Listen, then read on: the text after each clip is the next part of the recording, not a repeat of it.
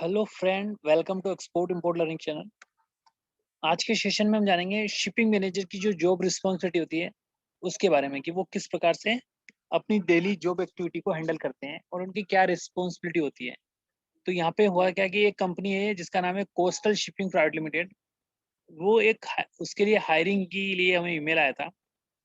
ठीक है, तो उनकी जो जॉब पोस्ट है वो क्या है, शिपिंग मैनेजर। और वो हमसे क्या काम लेना चाहती है, उसकी वर्किंग प्रोसीजर क्या है, वो हम इस सेशन में समझेंगे। ठीक है, तो इसमें एक्सपीरियंस उनको चाहिए 9 to 14 ईयर का, प्लस जो सैलरी होगी 3.5 से 8 लाख तक की ईयरली होगी। लोकेशन इनकी रहेगी बेंगलोर।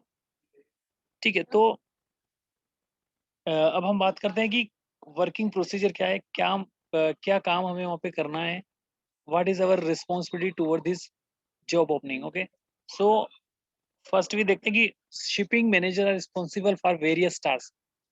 तो किस प्रकार के टास्क को हैंडल करना है, सच एज पैकेजिंग। ठीक है, तो पैकेजिंग करवानी है। पैकेजिंग का यहाँ पे ये नहीं कि आपको जाके पैक करना है कुछ। पैकेजिंग का मतलब ये कि पैकेजिंग प्रोसीजर है, पैकेजिंग एक्टिविटीज है, उसकी प्रोसीजर को हमें हैंडल करना है किस प्रकार से। जैसे फॉर एग्जांपल, हमारे पास कोई ऑर्डर आया है। ठीक है, तो हम क्या करेंगे, उस ऑर्डर के लिए हम अपने गुड्स की मैन्युफैक्चरिंग करवाएंगे प्रोडक्शन टीम से। और जब मैन्युफैक्चरिंग हो जाएगी तो हम हमें अपनी प्रोडक्शन टीम इन्फॉर्म करेगी कि आपका गुड्स है वो रेडी है, और ठीक है, इसको आप एक्सपोर्ट कर सकते हो। तो इस केस में हमें करना क्या होगा कि हम अपनी पैकिंग टीम इन्फॉर्म करेंगे, क्योंकि अभी गुड्स ओनली रेडी हुए, पैकेजिंग नहीं हुई। क्योंकि पैकिंग का जो स्टैंडर्ड होता है वो डिफरेंट डिफरेंट टाइप का होगा एज पर कंट्री रिक्वायरमेंट।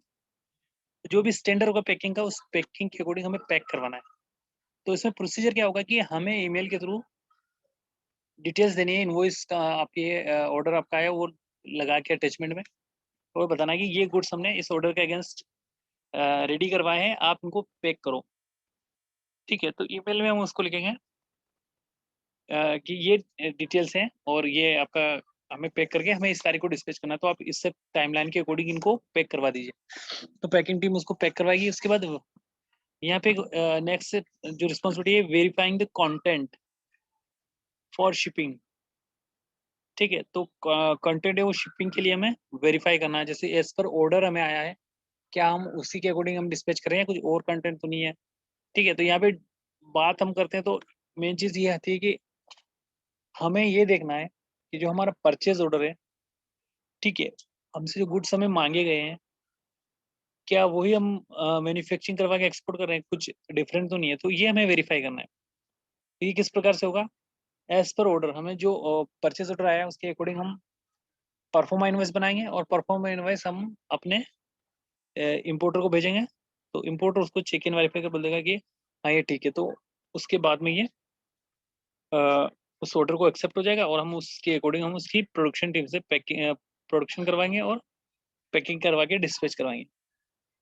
अब रिसीविंग पैकेजेस, तो यहाँ पे बात आती है रिसीविंग पैकेज की। बात है कि जब इम्पोर्ट के केस में कई सारे इम्पोर्ट ऑर्डर्स होते हैं। ठीक है, जैसे आपका स्पेयर पार्ट्स हो गया, मशीनरी पार्ट्स हो गए, इसके अलावा आपके हो गए जो सैंपल हो गए, एफओसी सैंपल। तो इन सब के जो ऑर्डर्स आते हैं वो हमें गेट इन करवाना है।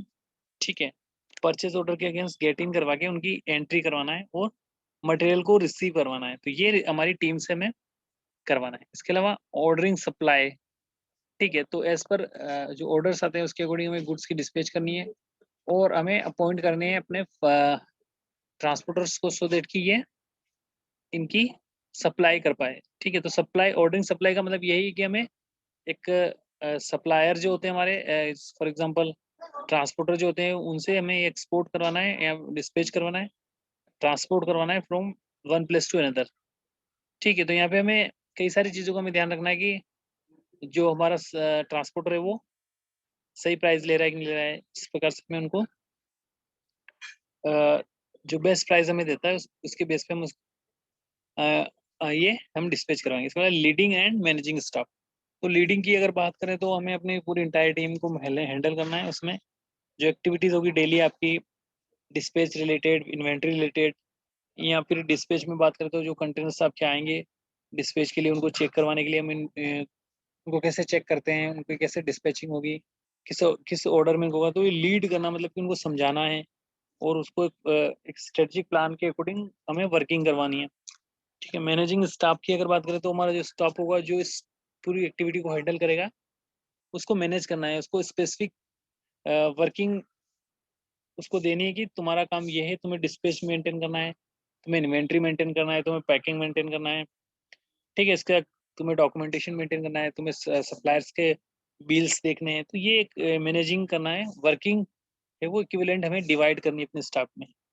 ठीक है। Their main goals to always ensure the timely accurate and secure shipping and distribution. तो यहाँ पे इनका जो मेन गोल है वो है कि हमें इंश्योर करना है कि हमारा जो गुड्स है वो, हमारा जो शिपमेंट है वो हमारे कस्टमर को टाइमली मिले, जो टाइमलाइन हमें दी गई है उसके अकॉर्डिंग मिले, जो भी ऑर्डर्स में हमें बताया गया है, सो दैट कि उनके आगे की वर्किंग चलती रहे।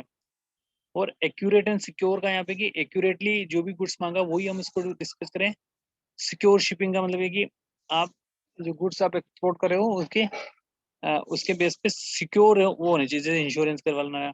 ऐसा नहीं कि हमने गुड्स डिस्पैच कर दिए, इंश्योरेंस नहीं करवाया तो रास्ते में कुछ अगर हो गया तो इसकी रिस्पॉन्सिबिलिटी कौन लेगा। तो ये चीज़ हमें ध्यान रखनी है। इसके अलावा डिस्ट्रीब्यूशन का, तो डिस्ट्रीब्यूशन में आप देख सकते हो कि हमें जो वेयर हाउस होते हैं उनको सेंट्रलाइज करना है, डिसेंट्रलाइज करना है।